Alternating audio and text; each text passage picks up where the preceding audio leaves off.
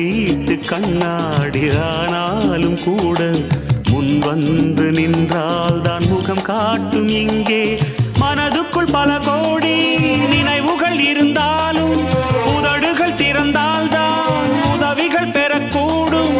கோடைக்கு காதல் என்ன, ஊமைக்கு பாடல் என்ன?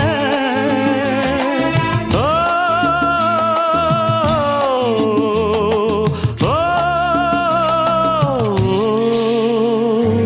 பூங்கொடிதான் பூத்ததம்மா, பொன் வண்டுதான் பார்த்ததம்மா, பாட்டெடுக்க தாமதிக்க